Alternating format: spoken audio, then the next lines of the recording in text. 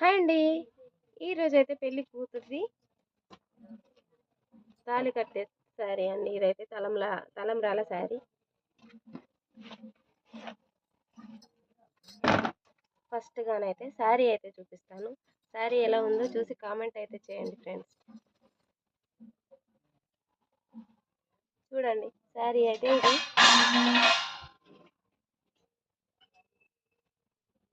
మొత్తంగా టీమ్స్ వచ్చాయండి దీనికైతే ఇట్లా. ఓకే ఫ్రెండ్స్, ఇదైతే పళ్ళు పాటు. ఇప్పుడైతే బ్లౌజ్ చూపిస్తాను.